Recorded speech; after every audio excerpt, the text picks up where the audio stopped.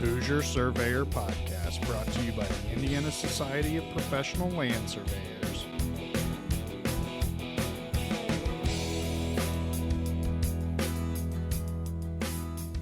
All right, welcome back to the Hoosier Surveyor podcast. This is your producer, Ryan Selby, and we're picking back up with the second half of our conversation with Norm Hiselman. So if you didn't catch part 1, go back and listen to episode 9 and enjoy the conversation.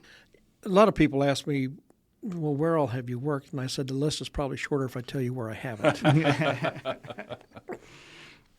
So this was what year you go to Mid-States? It was 78. Okay. So another downtown company. Another downtown company. And so I went to work with them, doing the same old stuff, construction layout, occasional boundary, and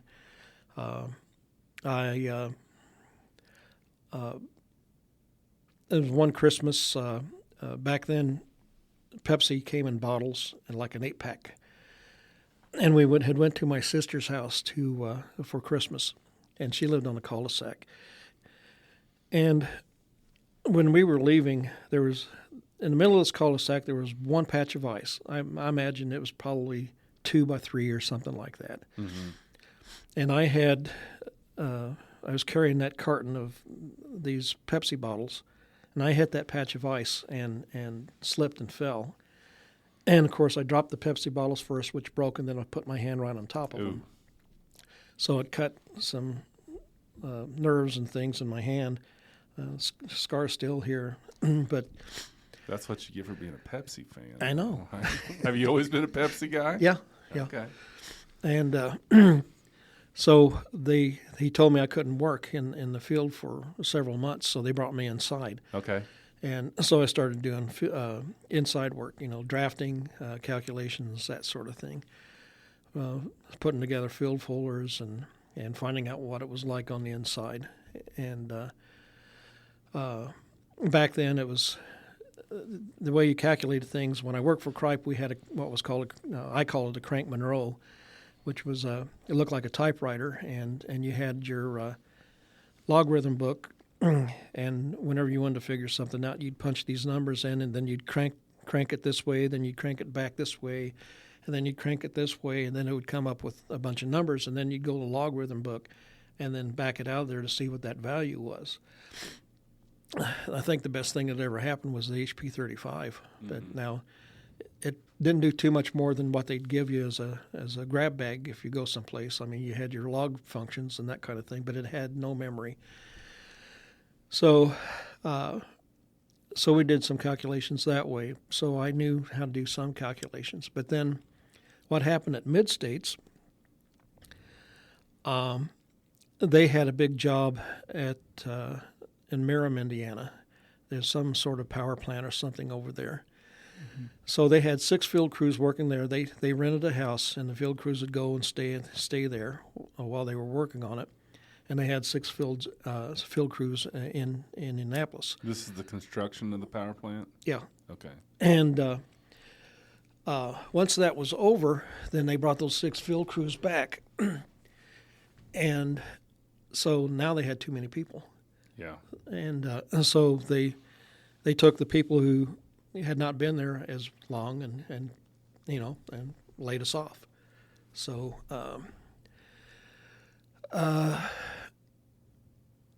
after, let's see, while the time I'd been working there doing construction layout, Eubank Excavating was doing the dirt work on a lot of those projects. And again, here you got another contractor, come to work for us and do layout work for us. So as soon as they laid us off, I took my instrument man and I went to Robbie and I said, do you still want to have your own surveyors? And he said, yeah, what do you need? Did he have $1 million budget? He did get me what I wanted, exactly what I wanted. Which would have been? At that time, it would have been a T2 with I think it was an HP.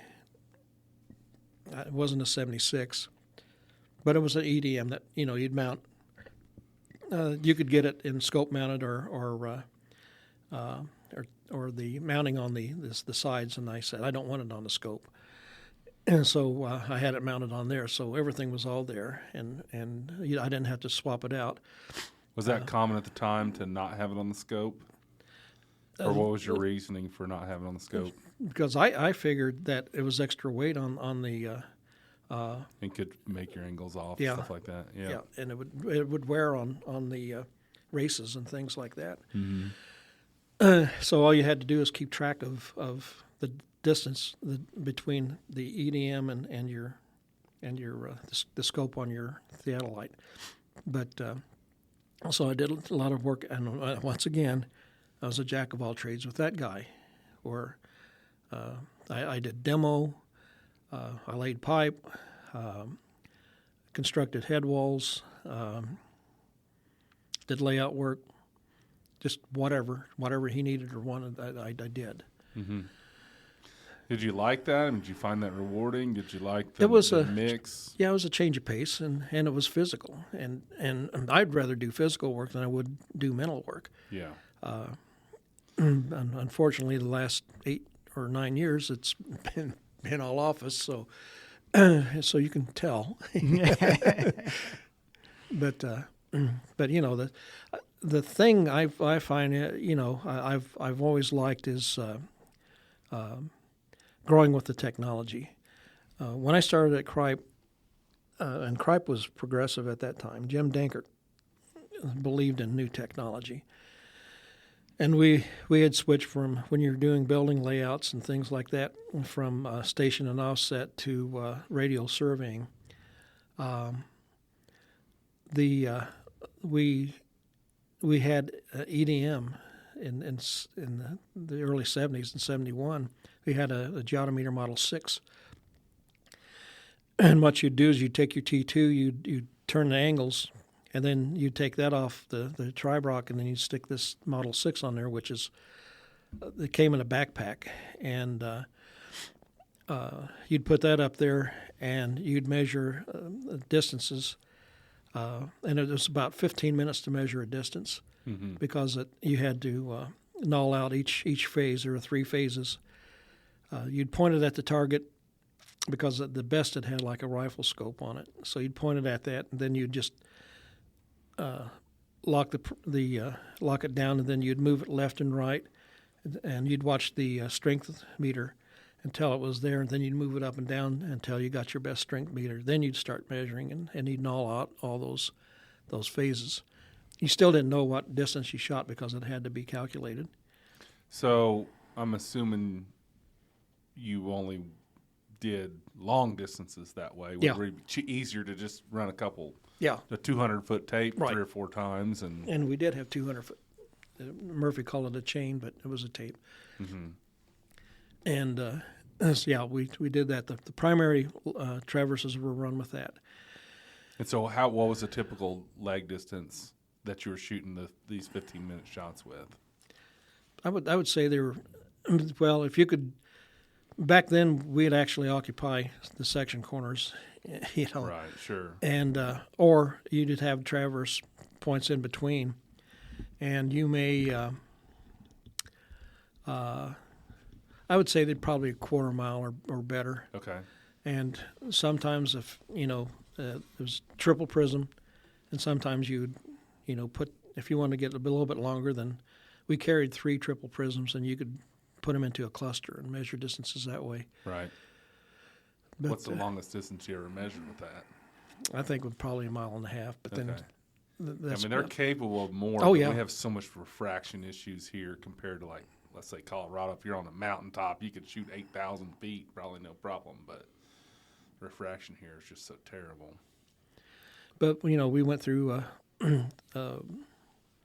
several instruments at that time, trying them out and doing different things. I can't think of how many different EDMs we went through. I think the one thing I was most proud of was Geodometer had a prototype called the Model 700, and it would give you the distances, the angles, and the difference in height, XYZ. And so this would have been a total station, essentially. yeah, but that was like 72 or 73, and there were only 6 of them made, and we ended up with one of them. And so, as a beta testing company, or you guys bought it? I don't know. Okay. I assume they bought it because when I went to work for Cripe the second time, see, I didn't burn a bridge. Okay. But just for those young listeners, typically that is burning a bridge when you leave the next day. Just so they know. Yeah. But, sometimes companies get hard up for surveyors. Sure. They'll do anything. But yeah. Well, which we seem to be in one of those times. So maybe they will not burn a bridge today, but yeah, I think the 2 weeks is probably adequate. Yeah. But yeah, it's so I did everything I could think of. All right, now I think we're back. Okay, our producer, Ryan, you want to explain what happened? We ran the batteries. We ran out of batteries. First time for everything. Yeah. So you were talking about the Geotometer 700, Yep. and you were doing a little bit of everything with Yeah. it. What's this look like? Can you paint a picture? I mean, did it look like a total station, or was it still pretty boxy? Yeah.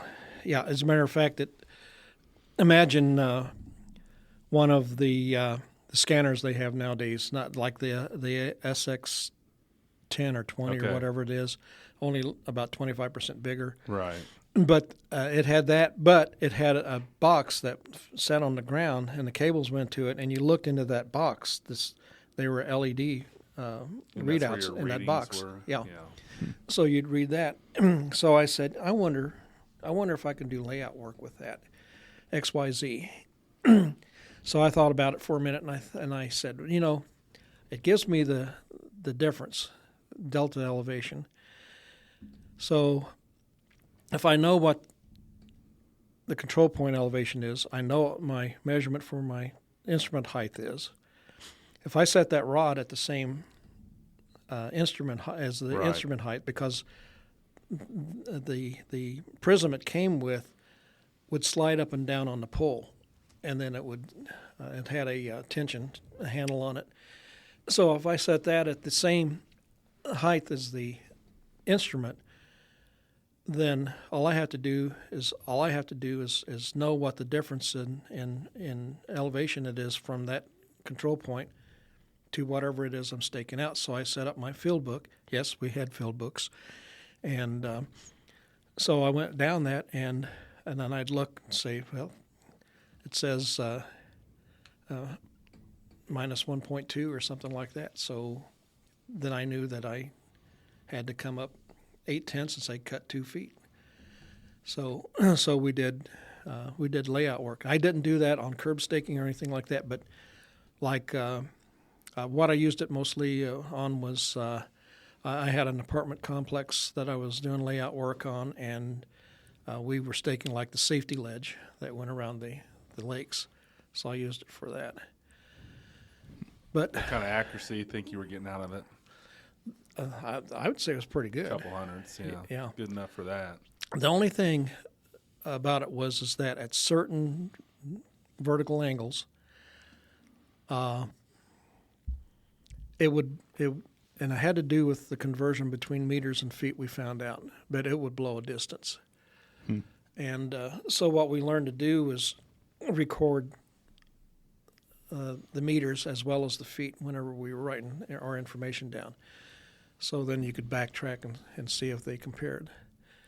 So that became a standard with the company. And that was with Cripe? Yeah. Okay.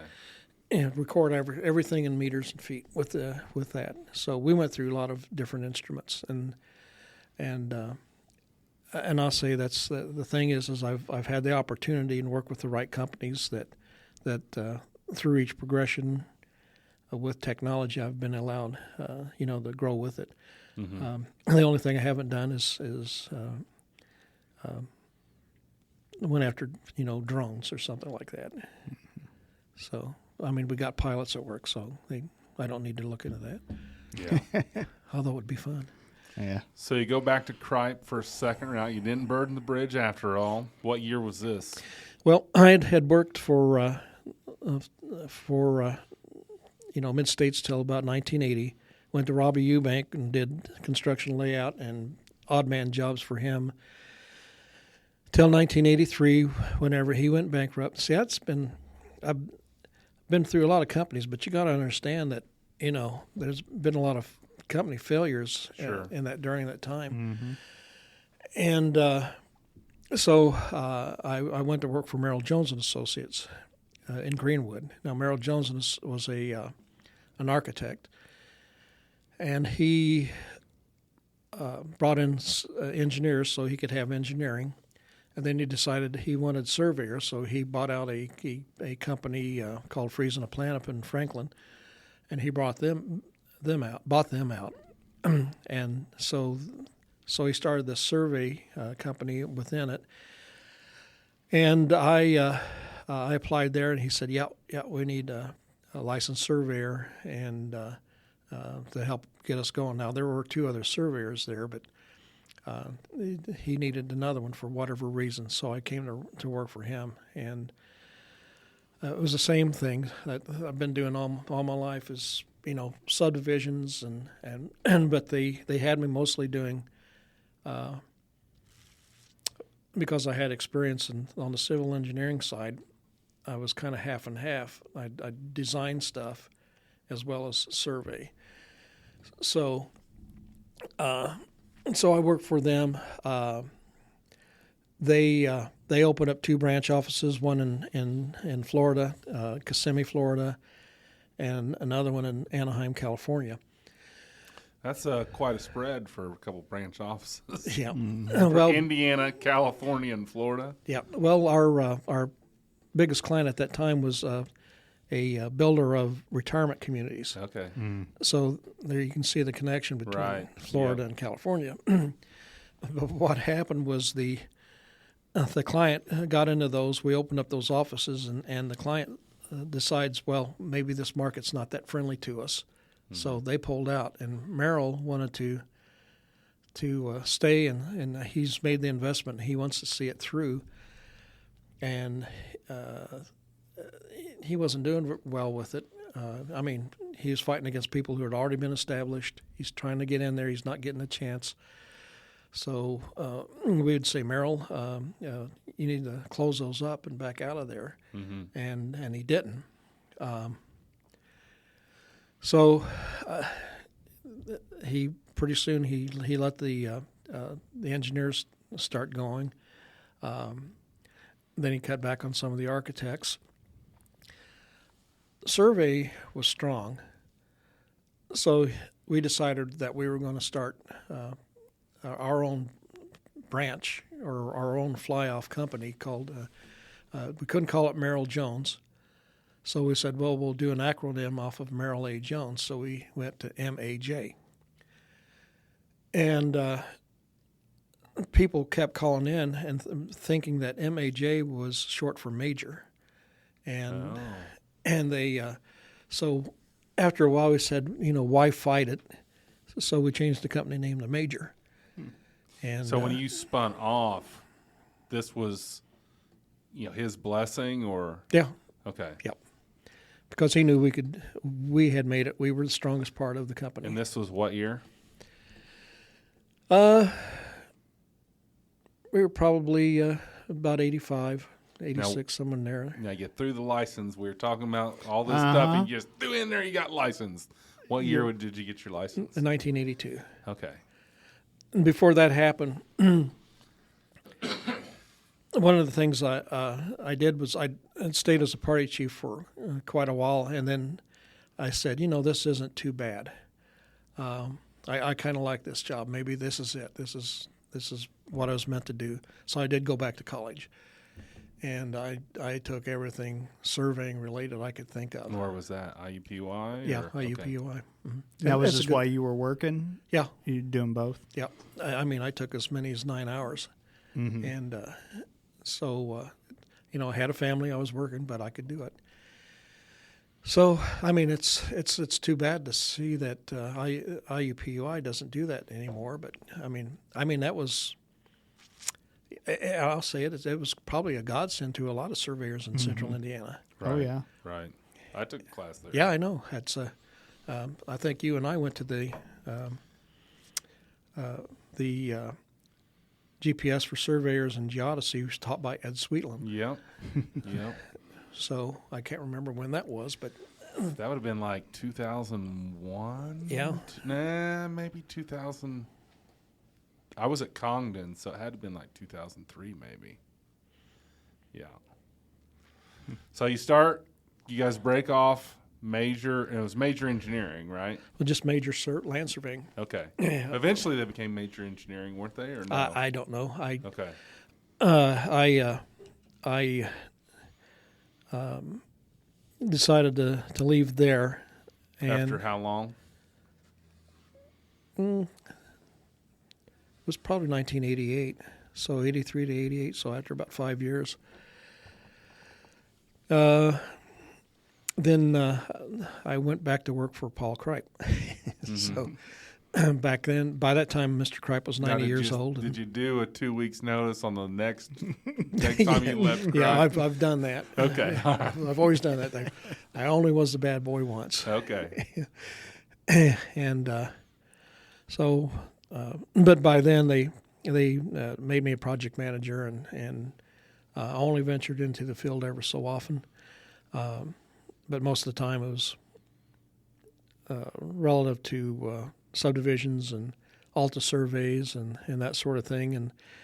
And I wasn't involved with engineering at all anymore, as far as doing design work and that kind of thing. Right. But so I worked there from 88 to 94. I know I'm awfully flighty, but I get a phone call from a company in Greenwood that says they want to really build their surveying department and wanted to know if I'd come in and help them build that survey department. And that was Projects Plus. Yeah, I think when we first met, that's where I remember you working. So I went to work with them, and it was pretty good. You know, we were still doing that work, but then they knew that I had done some engineering work, so I was doing subdivision design and survey work too, again. Mm-hmm. So it was again split between engineering and surveying, and it was fine work. But they said they wanted a vice president for surveying, and I just wanted to remain a guy, you know, just a worker. So I turned it down, and they hired an engineer. Now, how can I be delicate? As the director of surveying? Yeah, and Let's don't be delicate. This is a podcast by surveyors for surveyors. the initials H comes in here. You know that what this person turned out to be. Uh-huh. If it was in a dictionary, it'd have his picture right there. Okay, so the definition of that. Sure. Yeah, and within the first year, they lost 24% of the employees. We clashed often because he didn't understand what surveyors did. We had, you know, I've got a pretty even temperament, but he and I got into yelling matches over things. He started doing the same thing with the clients, and I went to the owner of the company and I said, you know, this guy's running the company. And the answer I got was, you had the opportunity, but you turned it down. So that stuck with me a long time. It still does. And so it was my fault. And I said, well, I can't work here if he's working here. And then somebody else asked me if I wanted to partner up with them with a land surveying company. And that episode of my life was an embarrassment because of who I worked with and that kind of thing. That guy ended up losing his license because of stuff he did. And that only lasted for about a year and a half. When that was over, Gary had always told me that if I needed a place to work, that I could come to work at Schneider. And so I called Gary up. I said, "Is that still true?" So he said, "Yeah." So I went to work at Schneider when they were up at 30th and Post Road, and at that time I was a residential surveyor. So anything that had to do with the residential department, I was involved with the surveying on that.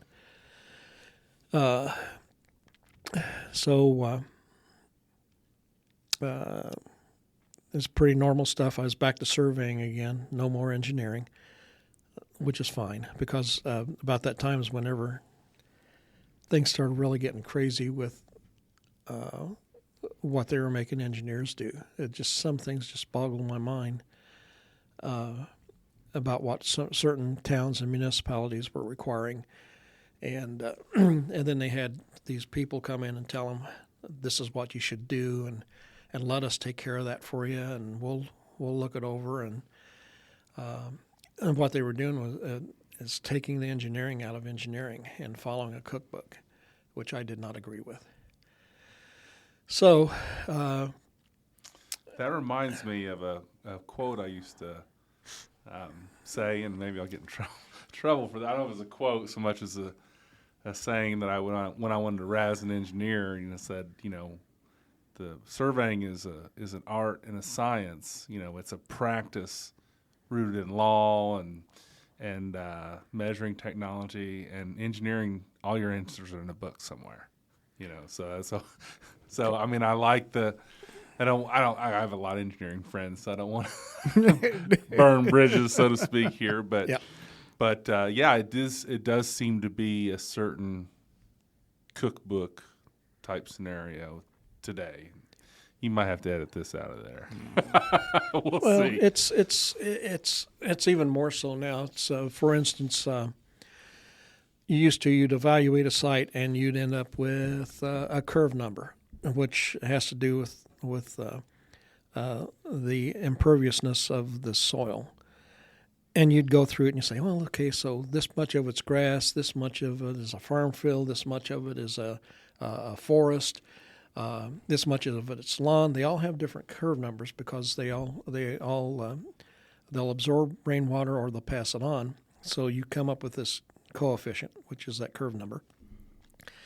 And then you do time of concentration, all these other things to figure out what the runoff is. So you were doing some engineering. It involved some thought, and you were doing that. Now, I was doing something in Hamilton County, and we were just doing a simple 2-lot minor plat, but they were making us go through drainage, and it was through survey, not the engineering department. And I looked at the requirements, and it's you will use this curve number. You will use this runoff for post-development, no matter what was before or after. So they were taking the engineering out of it. They're saying this is what you use. Mm-hmm. And I think what it had to do with is they were selling themselves as the reviewer for projects for that county or that municipality, and it made it easier for somebody who was not, and I could be wrong here, but who was a reviewer who may not have been licensed, but all he has to do is go down this sheet and say, did they do this? Did they do this? Did they do mm-hmm. this? Instead of thinking, well, the way I always looked at it is the engineer, especially when I worked for DPW and I was reviewing plans, he's got his signature and stamp on it, and he's put his knowledge and information on these calculations. So if he's done it within reason, there's no reason why I shouldn't approve it. Mm-hmm. And that's not that way. So since about 94, I've always billed myself as a straight surveyor. Now, you dual registered? No. Okay. That's the thing about Indiana laws is Right. we can Do subdivision. We certain can do amount of things. Correct. And even that's changed a little bit because I used to do commercial sites too, but now you can't do that. Mm-hmm. But which is I heard something in your last broadcast about things being taken away from surveyors, and I talked to a lot of surveyors who said, "Oh, we don't need to have be able to do subdivision plans or do calculations for roads or simple sanitary sewers or storm sewers. Let them take that." And I'd say to them, well, once you give up something, then it makes it easier for them to come and take something else. Sure. So I said, no, we have to fight tooth and nail to keep that, even though you may not do it. You simply, if you don't know anything, if it's not part of your expertise, don't do it. But don't give it up. Right. So, but anyway, that was a PSA. So what I like about that is we have one verified listener of the podcast. Well, that's what I was going to say. We're starting to bring things full circle here. Yep. He's tied in. That's 2 podcasts now. He's tied into this podcast. So Well done, Norm. Well done. But so it's but I tried that out. The guy he shortcut stuff, I didn't, so it wasn't a good match. mm-hmm. And so I called Gary up again, and I said, "Is there an opening in Schneider for me?" And he said, "Yeah." And so and this is 1998, and the only thing was I lived in Avon, but the opening was in West Lafayette. Okay. And so I made that commute for a year and a half, and after a while I got so tired of going up 65 or 65. I mean, and once you start getting older, there are times you have to stop, and on 65 the exits are about 15 miles apart. So that the traffic, semis. I tried different ways, like taking 52 up, and that was okay. But it was still a long trip, and I grew tired of that. And I went to work for Benchmark Land Services, and did regular surveying work. Things were starting to get rough. 2008. So I decided, well, maybe I'd better find another place to go. Mm-hmm. And so oddly enough, I went to work for Benchmark Land Consulting, which is, everybody thinks they're together, but they really weren't. And now, where were they both located? Like, were they close to each other? No. I remember the one was in Fishers. Yeah. Which one was that? Surveying. Okay. Land Services. Right. So they're up here at 96th and off of 69. And Benchmark Consulting was in Avon. Okay. So, but we worked there and started 2008. We were going okay with subdivision work again, layout work, boundaries, that kind of thing. And we were doing okay. And I thought, okay, we've made it, because it was about 2012, and we were doing okay. And I thought, okay, we've been through the rough part of that slowdown. And then all of a sudden things began dropping off, and then they kept letting people go. And we had 24 people at that time, and so they started reducing the hours. But then people would quit because they couldn't work like that. Can't blame them. We got down to just the owner and myself. And for that October, we only brought in one surveyor's location report. Oh, wow. And I thought, I need to. I hate to do it, but I got to get away from here. And so 8 years ago, I called up Brady Kuhn, who, again, somebody who said, if you want to go someplace, we got something for you. I thought maybe a three-peat at Schneider might be too much, so and I think I would have worked well with those guys. But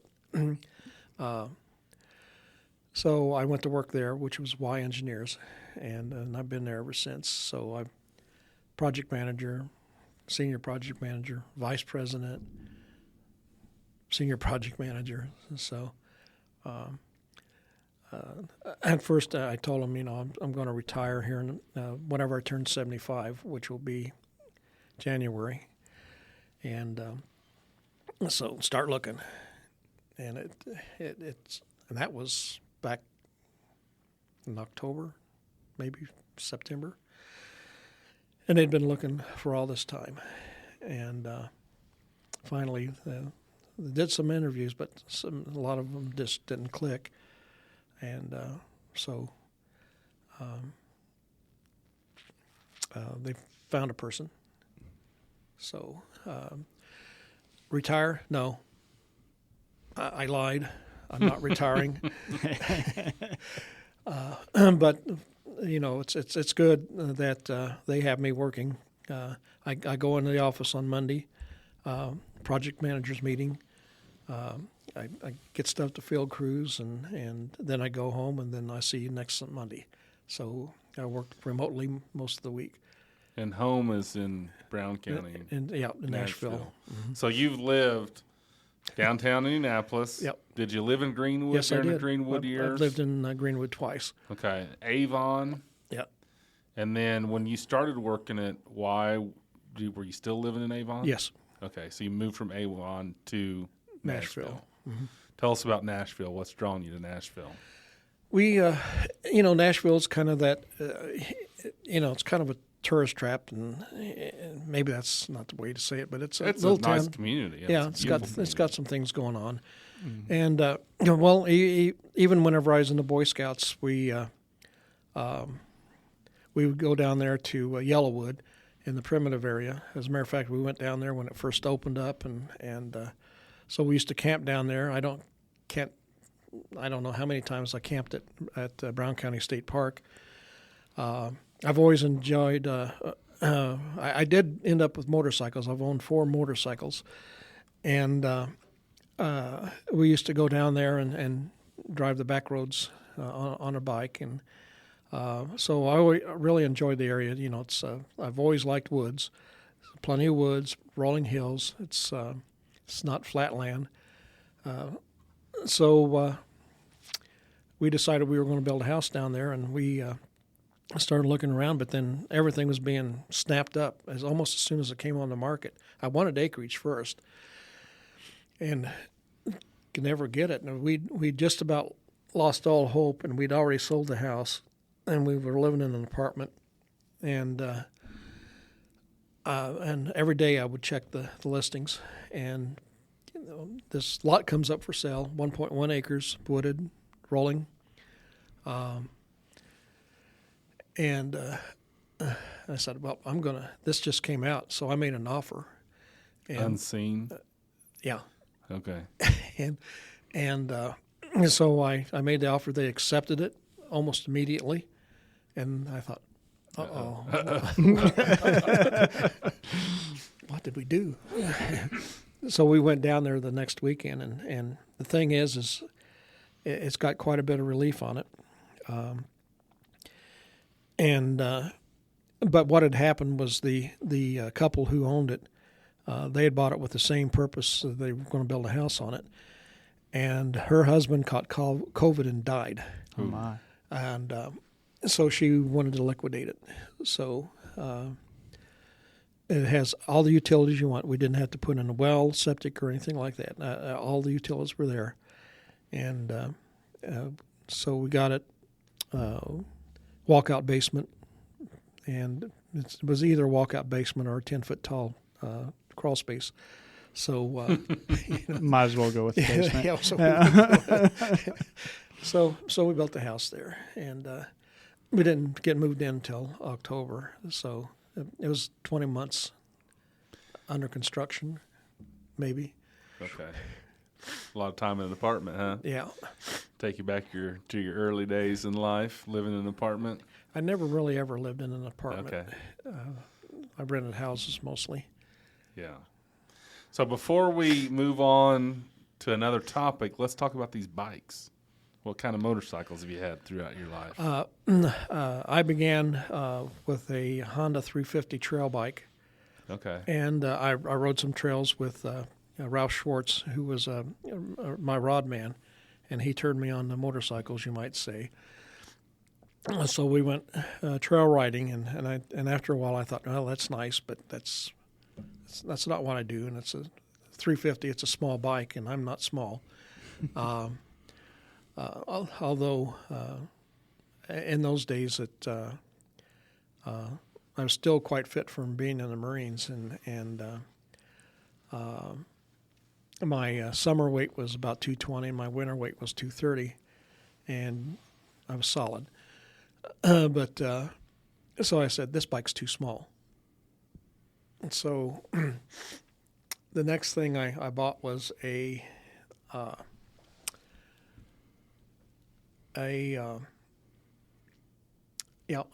bought an old Harley Panhead. It was chopped, had a Springer front end on it from a guy with the I can't remember the other motorcycle gangs. It wasn't Sons of Silence, I think, and he was a member of that gang. So I bought that from him, and but it was. When it wanted to run, it would run, and when it did not, it did not. And it was to get it started, you had to kickstart it, and it had this metal spring-like thing on it, so it was easy for your foot to slip off of it. And if it slipped off, it would kick you right back, and you didn't want it to kick the back of your thigh. And I mean, fire would come out of the out of the tailpipe, and then it was loud. You know, you got that potato sound that Harleys make, and I had ape hanger handlebars. So I had a full beard and longer hair. So people mistook me a lot for a biker, and that was kind of funny. I went to one of the things at my daughter's school, and she told him that I might be riding my bike when I came in, and somehow it translated to, your dad's a biker. Mm-hmm. And whenever we came in and we walked down the hall, all the kids plastered themselves up against the wall, like, get out of his way. Because Hill's Angel, something, So it was, but eventually, now that was whenever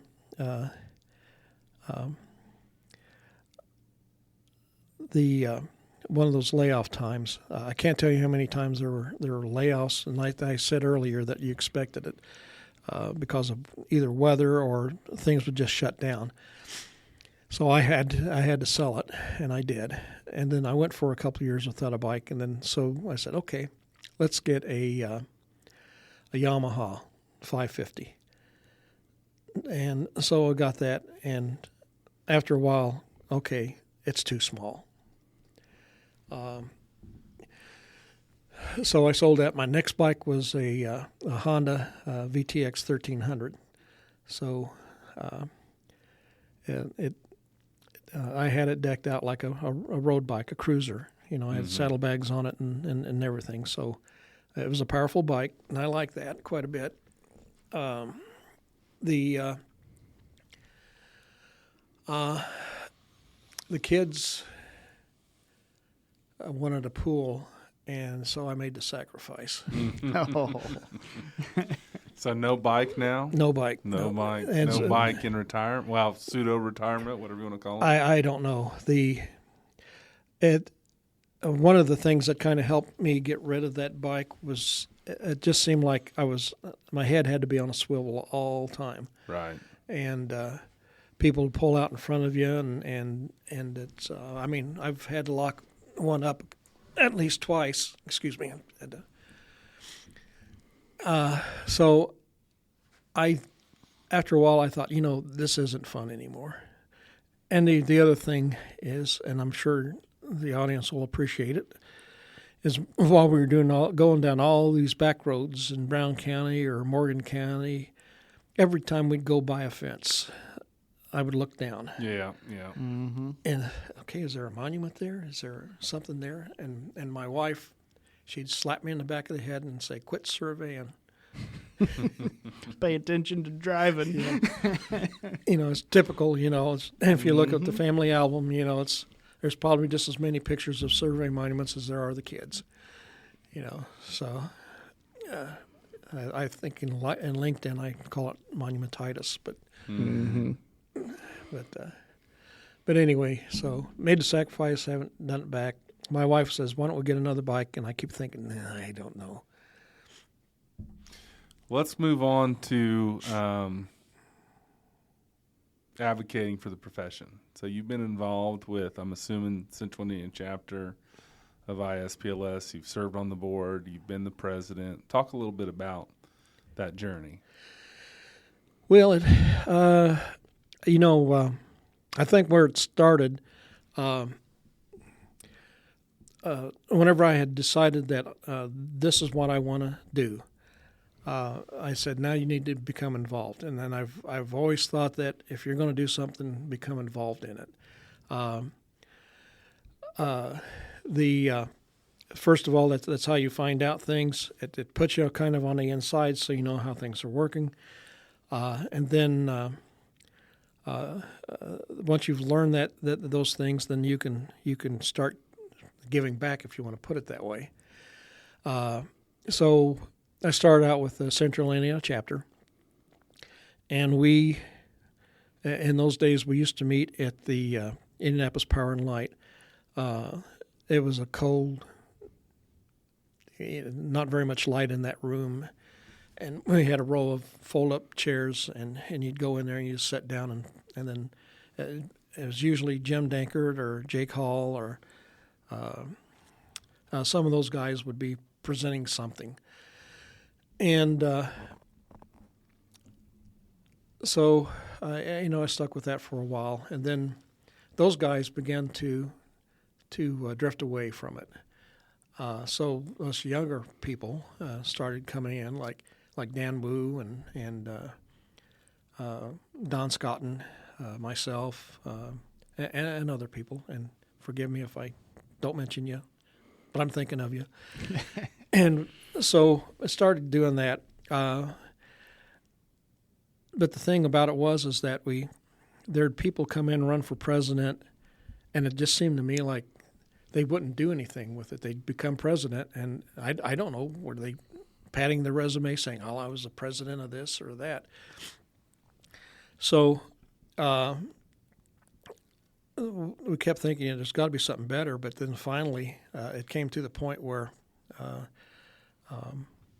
they decided, well, maybe we're not doing that good, and maybe we just ought to put this to an end. And what year would this be? Probably about 1986. And so there was a vote taken not to renew our charter, and everybody voted not to renew the charter. As Central Indiana chapter? Yeah. Okay. Yeah. And I thought, no, this is a good thing. We can't let it go. So I thought of, okay, what's wrong? Why were we?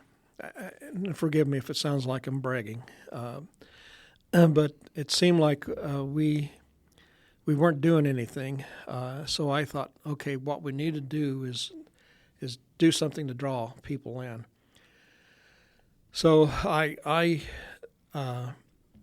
occupied like president or vice president, president pro tem, because the regular president wouldn't show up for the meetings or something like that. And I thought, okay, what do we got to do? So I said, okay, let's start traveling around. Let's not hold it in a dark, dank place. Let's travel around. So we began to have dinner meetings, and then let's have a topic. And one of the first things we tried, which didn't turn out very good, but it was something, and it was, okay, bring in a survey that you think is particularly interesting, and we'll go over it. And who was the sucker that fell for that? I can't remember. I can't remember who it was, but talk about sharpshooting. Yeah. And that was that. Yeah. You know, but then the next one, I had some guy come in. I can't remember the name of the photogrammetry people up there on Bash Street, but I had them come in, and some of those meetings were good, and some of them were catastrophes. Particularly the one where I went to one of these areas that had an open dining room, and they put us right in the middle of it. So everybody around us is talking and eating, and this poor guy's trying to tell us about photogrammetry, and so I said, okay, we got to change. You know, we can't be doing that. So I found places like they used to have a restaurant at over by the Speedway track, and it was actually in it. And they had good Swiss steak and that kind of thing. So we'd go there. There was another place over there on Morris that you went upstairs and you ate there, and they had pretty good food. But I began circulating, you know, east side, north side, south side. So after a while, it got so that it went from 4 or 5 people to 25. And there was a lot of places that said, if you can guarantee 25 people, then we won't charge you for the room. And we were able to do that. So we got that started, and then things just ramped right back up and hasn't slowed down since. I mean, yeah, I guess there's been sometimes it got pretty wane, or whatever. And then when it's done really well. But yeah, usually summertime in Central Indiana is never very good, just because all the construction going on, people can't make it. But yeah, I mean, it's interesting to hear you say that. You know, when I came up into Central Indiana Chambers, a lot of going to different offices and bringing in pizza, and then we got away from that and we went to a place where you could have a cocktail and have a private room. We did a lot of them at the Oak and Barrel down in Greenwood, and wherever we could find a room. And then we've kind of moved back into at offices, so things have. And then, you know, it's funny, you know, we've been involved with the society long enough that people start, why don't we do this? Well, we did do that back then, and we can certainly do that again. But, you know, things just kind of seem to be cyclical in nature. But then things started happening. 1986 also was whenever we wanted to get separated from the engineering board. So we had to come up with rules, and at that time, and I know Gary said it, but it was Rule 13 back then. But there were a lot of seminars held and meetings held to discuss this upcoming rule. And one of the guys I'd worked for said, "What?" Says they're coming up with these rules, and we don't want to do this. This is going to interfere with this, or this is going to make us do that. And I said, look, they've been having these meetings. You had a chance to voice your opinion, and you weren't there, were you? And he said, no. So I kind of took that, and I've always had that. I almost always get involved with, if I'm in a subdivision, I'll always get on the board, homeowners association, not so that I can be the dictator, but so I can keep the homeowners association from getting out of control or doing things that they can't do, and also I want to have my input into it. And so there's things like that. And if you're not involved, then things happen. And then it became, so it began, I guess, a self-interest in a way. And then it became more along the lines, okay, what can we do to better ourselves? Some of the things I wanted to do was somehow, and I know we tried it a couple times, is have some track at the convention for field people.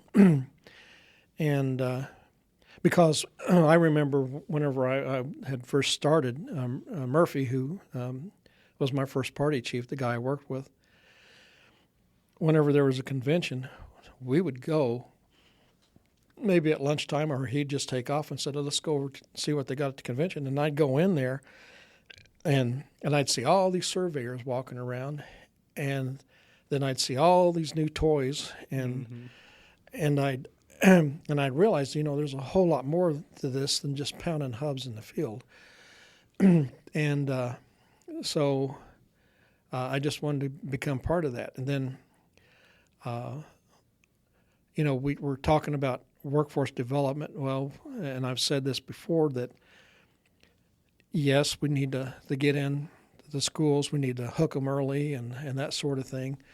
We need to make people aware. Of course, we all know that, and we keep saying it over and over again, that people need to be made aware of our profession. But we have a whole slew of people who are already in the profession. And if we could get them involved, then that would help out quite a bit too. And I'm talking about, if you want to call them field people, techs, whatever. And so we need to get those guys supported. So that's one of the things I've always tried to push for, is get those guys involved, and then do whatever else I can in the meantime to help promote the profession or move things along, or adding this part or that part, So, yep, and just a desire, a drive to be part of it. What year did you go to the state level, get on the board at the state level? 7 years ago, I think. Okay. It was Bernie Gutierrez was the president at that time. And you served a term on the board and then ran for president? So you would have been president-elect, past president? Well, I was just on the board for a while. Then it's like everything else. You become the treasurer, or you become the secretary, right. Or, and then finally one time I said, before I leave this board, I'm going to run for president.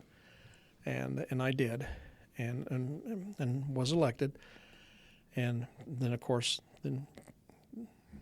president-elect, president, past president, and retired.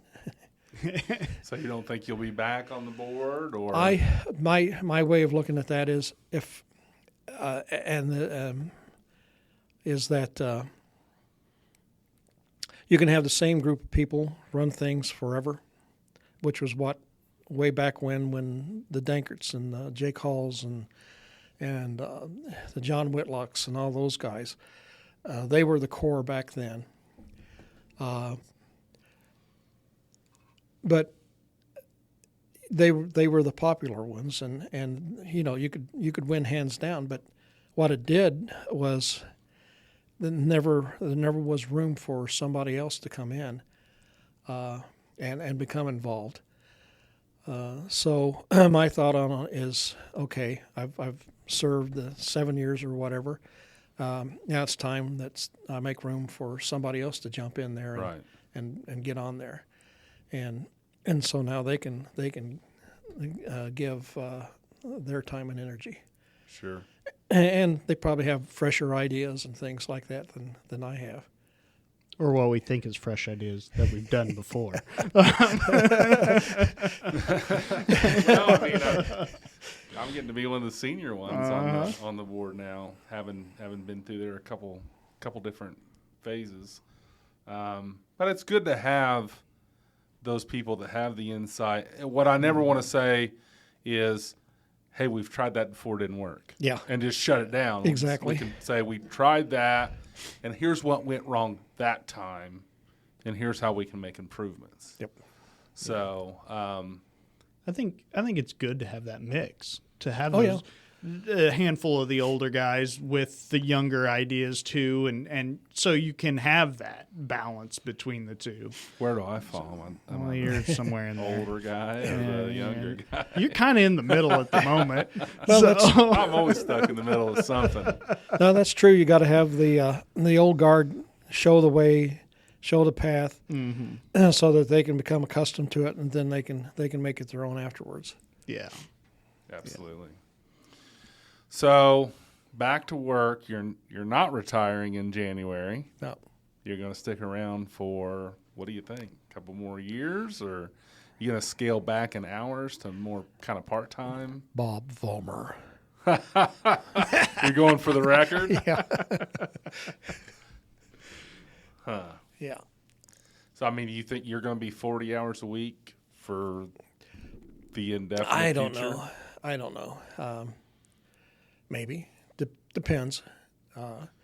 I do know, and it's a terrible thing to say, but I've been to the beach, I've been to the mountains, I've been around the globe, and even my wife doesn't want to do it anymore. So what do you do now? Norm, go and you can volunteer for this or you can volunteer for that, and that's true.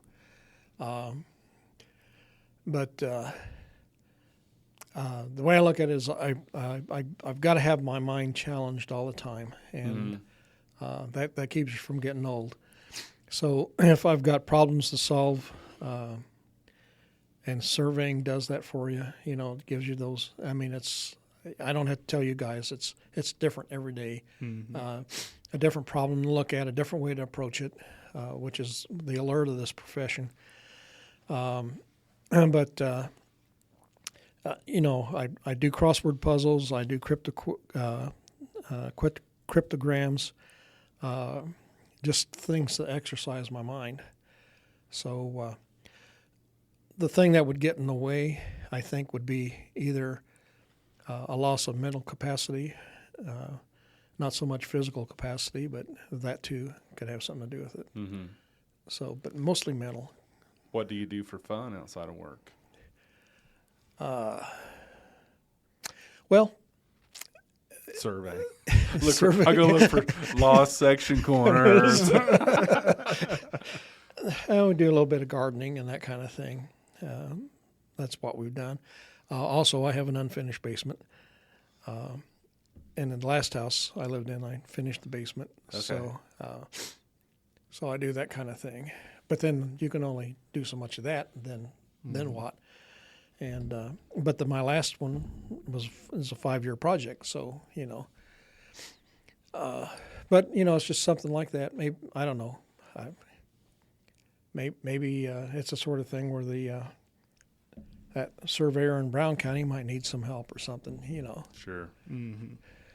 Well, it's been amazing that we've just listened to almost 50 years, and it's like the number of people that with all these different places that you've touched, it's pretty impressive. I could name drop like crazy. Mm-hmm. That people I prefer the term worked with. Yeah. Because as you go through, this whole thing, either you've been in a higher position than someone, you change companies, and you go somewhere, and then that person may be, I'm not going to say your boss, but have a higher position than you. So now you're working for them. Mm-hmm. And I've seen that quite often. But yeah, that's a list of guys that I've worked with. Who are some of the unsung heroes through that path, through your journey, that were always there for you? Rock solid field guys that maybe didn't get the recognition that they deserved, and I mean, let's drop some names. Well, I don't know, how much influence I had on people during that time. You like to think maybe I had something to do with their career, and I've always been proud of having worked with Gary. Mm-hmm. You got people who work with me as either a rodman or something like that, who started their own companies. That'd be like Don Scotton and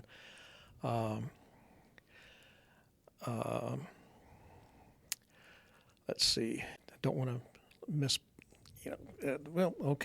Rick Miller, Gary Miller.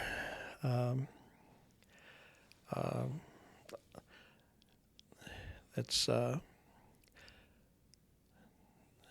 see. I'm afraid, if you miss somebody, then yeah, sure. Yeah. But Jeff Knar,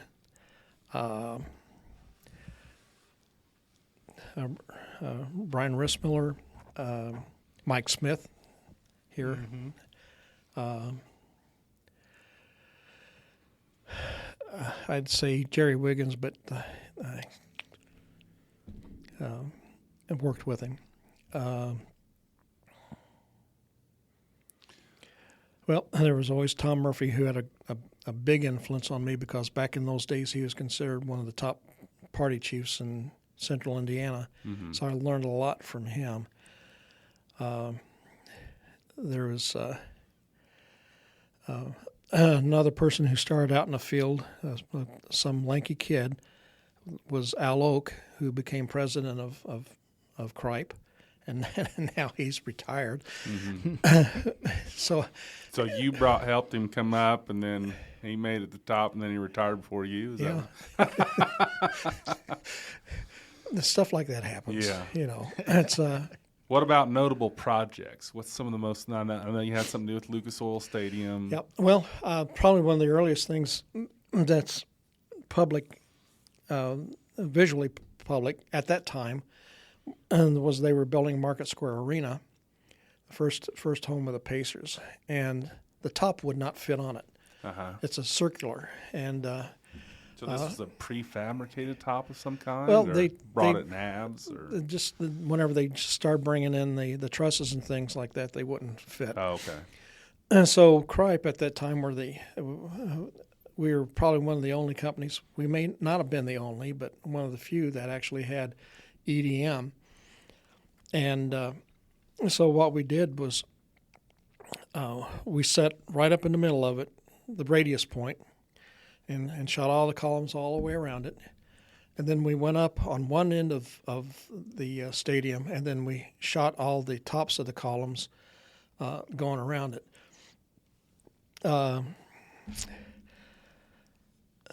Being not too long out of the Marine Corps,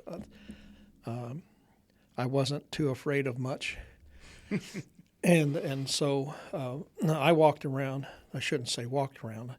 I scooted around. There was two I-beams that ran side by side, and nothing underneath them for 110 feet. And so I'm sure you were tied off, right? No, we didn't.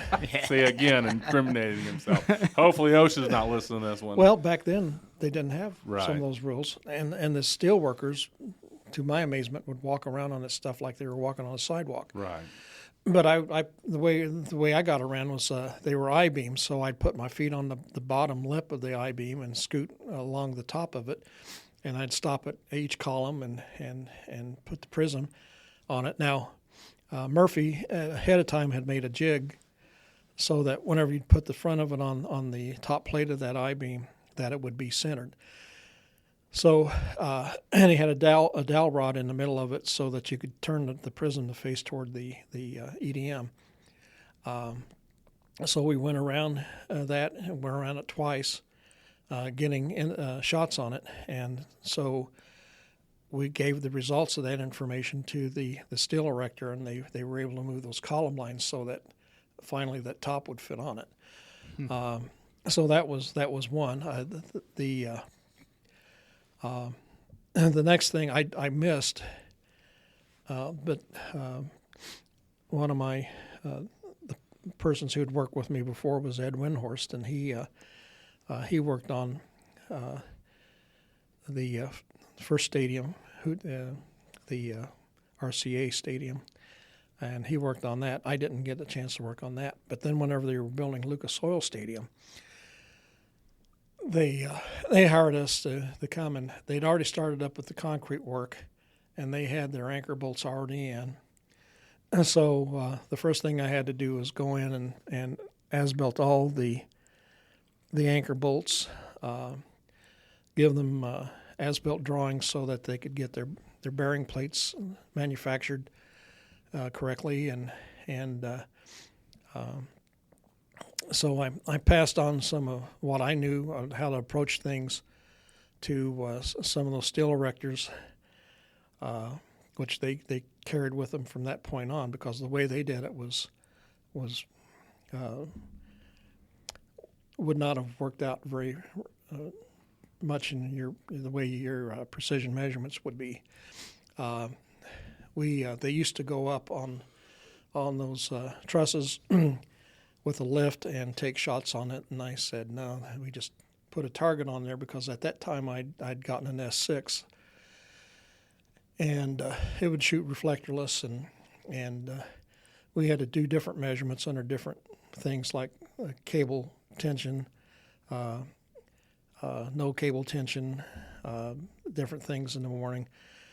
They were those ones that run the length of the stadium. They're kind of box-like, and while we were taking measurements on them, we'd take measurements from one side of the stadium, then run around to the other side of the stadium and shoot targets on that side. And some of our measurements weren't coming out right, and it dawned on me that what was going on was we'd be there first thing in the morning, and we'd be shooting this side of those trusses, and the sun would come up, and then by the time we moved down through, I mean, it was like going. You've seen these ant farms, and where you had to come down this one, go over this way, then down this one. It was like that. Mm-hmm. The ladders were over here and over there, and you had to navigate all those ladders and all those different levels to get to the other side. And by the time we got to the other side, we finally figured out that the sun heated up that steel, and it moved. Mm. So that's the reason why. So what I did was said, okay, field crew on that side, field crew on this side, and let's shoot everything all at the same time. And they told me, and once again, not to be bragging on myself, but they said that's the first time they were able to prefab bearing plates that fit whenever they first come in and put them right on. Oh, wow. So I worked on that. That was kind of an achievement for me. But after they got started on the south side, it was time for the north side, and I turned that over to the Brownsburg crew who needed work. So, and I said, and at that time I was managing the Greenwood office, and I said, well, and I'd also started teaching at IUPUI. So I said, man, you keep leaving a lot of important things out, man. I mean, we just have to keep. It's good. What, you were teaching too? Yeah, there's not a script, you know. So I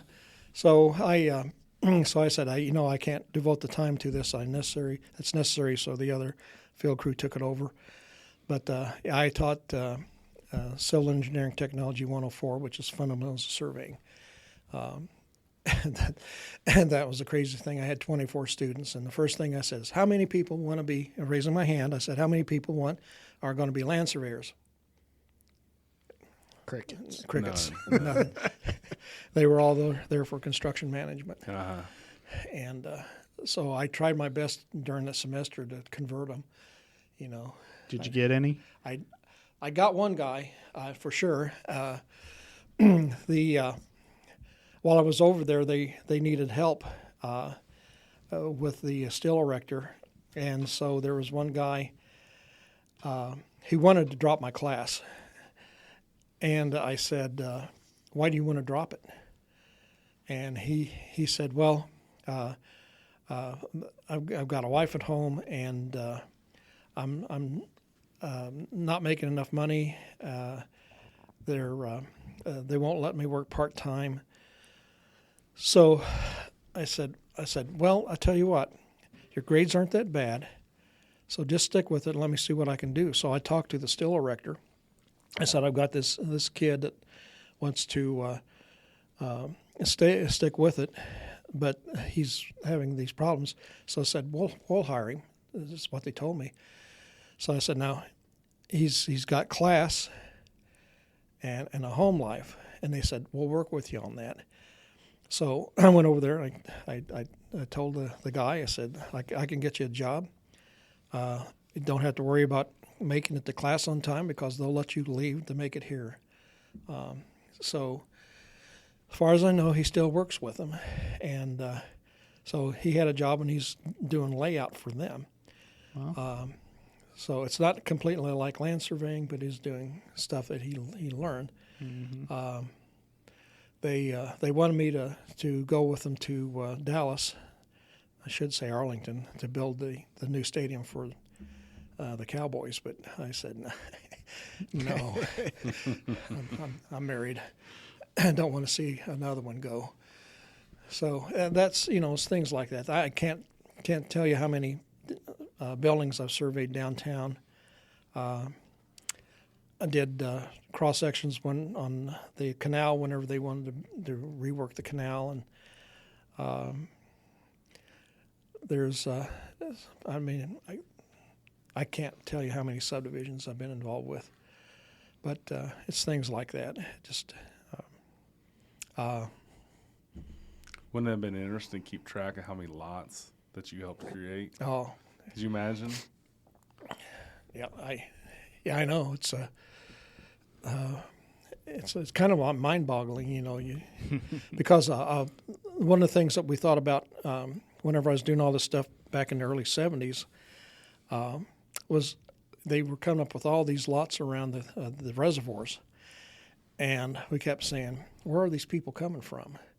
Because those lots around at that time were around the reservoir were not cheap lots. And we said, well, this can't last very long. They're doing 300 or 400 of these at a time, and so it's going to end pretty soon. And every year, I've worked with subdivision work until I quit saying it about 30 years ago, is that, this has got to quit sometime, and it hasn't. I still don't know where the people are coming from, but it's some of my bigger clients are. And I'm sure they spread their work around. It's Lennar and Horton and Weekly Homes. And well, hell, Norm, after 50 years, you're pushing people into the third generation buying lots. Uh-huh. That kids and grandkids are buying those lots. Well, That's where they're coming from. What's funny about that is, I've worked with some of these guys for forever, and then I've worked with some of their children. Or in LinkedIn, I've made a connect request because I thought it was an old buddy, and it turns out to be his kid. And so I'm, so now I had contact with their parents, and now I'm somehow, I won't say involved, but now I've made a connection with their kids. Mm-hmm. Yeah, long career, and still going, going strong. Well, that's 2 hours and 15 minutes. So we've kind of set the tone that it takes a couple hours to get through someone's career, So yeah, it depends on how much you can get a guy talking. Yeah. Well, you were nervous about that. I was. I think there's times I couldn't get you to shut up. So you say something interesting, like I want to go back to that, but you just kept going. But I think we covered it all pretty well. Yeah. You threw some curveballs at us with some classes in there at the end, but. Well, yeah, and randomly dropped the license in there, and it's like, where'd that come from? I was licensed. Wait, we didn't get to There's so much ground to cover. Yeah, yeah. Well, Norm, we're certainly glad that you came in, and we look forward to, you continuing to possibly contribute to this profession for many years to come. I mean, 50 years is an accomplishment within itself, but continuing to go on and mentor and teach and do, just you're a doer. Yep.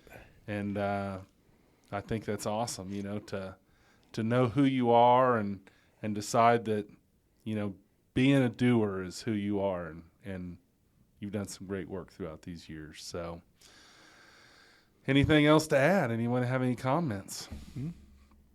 All right. Well, Norm, thanks for being in here, and Ryan, thanks for guiding us through as producer again, even though we had a battery failure. Yeah, we'll work on that. So there may be some things to edit out. I don't know. I had some disparaging comments about engineers, but I love them. We'll get through all this. So, but with that, this is Ryan Swingley saying, "Good surveyors are forged in the field and honed in the office." Thanks for listening to the Hoosier Surveyor Podcast. Thank you for listening to the Hoosier Surveyor Podcast, brought to you by the Indiana Society of Professional Land Surveyors. For more information about the society, please visit ispls.org, or if you are new to the profession, you can find helpful resources at futureindianasurveyor.com.